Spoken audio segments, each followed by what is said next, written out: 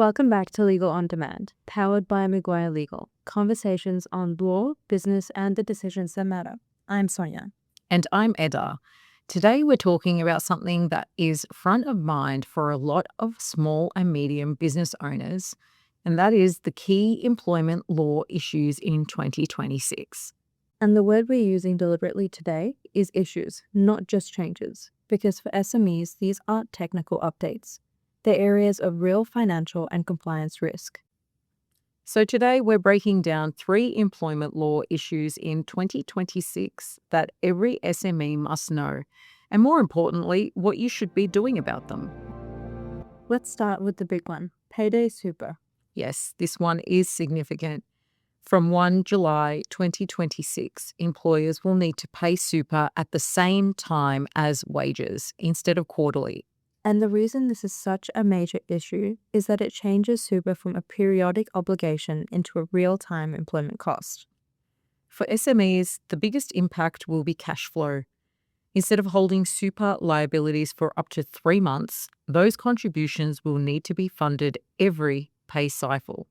There's also a compliance risk sitting behind this. If super isn't paid on time, the superannuation guarantee charge applies, which includes interest and penalties that aren't tax deductible. Businesses should already be reviewing their payroll capability, clearinghouse timeframes, and working capital planning. And because this is such a significant reform, we'll be recording a separate episode where we do a full deep dive into Payday Super, including what employers should be doing now to prepare. So if this is relevant to your business, and for most employers it will definitely be, keep an eye and an ear out for that episode. The second issue for 2026 is the Fair Work Commission annual wage increase, effective 1 July. While this happens every year, the risk for SMEs isn't just the minimum rate increasing, it's the flow-on effect across the entire pay structure. One of the biggest issues we see is wage compression, where supervisors or more experienced staff end up earning very close to what entry-level employees get. That can create retention issues, internal dissatisfaction, and sometimes compliance risks if allowances, loadings, or annualized salaries aren't reviewed properly. So this isn't just a payroll adjustment, it's an opportunity and really a necessity to review your entire remuneration framework. That includes super calculations, overtime, penalties, and any annualized salary arrangements. Because when it comes to underpayments, Fair Work does not accept, we didn't realize, as a defense. Yes, that's right, Sonia. No, they most definitely do not accept that defense. Moving on to the third issue we want to talk about, and that is the employee choice pathway, or casual employment conversion requests for casual employees.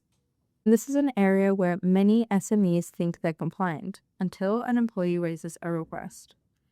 The employee choice pathway allows eligible casual employees to request conversion to permanent employment based on their working patterns. And Fair Work is increasingly focused on what's happening in practice, not just what their contract says. So if a casual employee is working regular, ongoing hours with a reasonable expectation of continuing work, the business may need to seriously consider whether the role is genuinely casual. The risks here include underpayment exposure based on unpaid entitlements, back pay claims, and potential unfair dismissal or general protections claims if requests aren't handled appropriately. The practical takeaway is to actively monitor casual working patterns and review roles rather than waiting for a request to come through. Okay, Sonia, tell us why these issues matter. Well, when you look at these 3 issues together, Payday Super, annual wage increases, and the employee choice pathway, this isn't minor compliance housekeeping. These issues affect cash flow, payroll risk, workforce structure, and overall business planning. And we see it time and time again. The businesses that do well and will do well in 2026 will be the ones that prepare early, not the ones responding after a Fair Work audit or employee complaint. Proactive compliance is always cheaper and far less disruptive than fixing problems later. So what should SME owners actually be doing right now? Well, first, start planning for Payday Super, particularly from a cash flow and systems perspective. Second, review your pay structures ahead of the annual wage increase.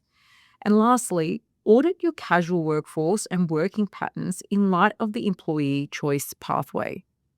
And if you don't have the internal resources to assess these risks confidently, that's where getting advice early can make a real difference.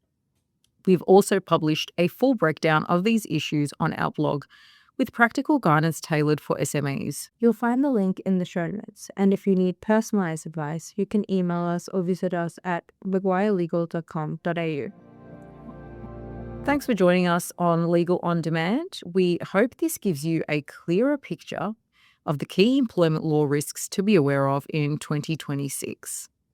And remember, staying informed is important, but taking action early is what actually protects your business.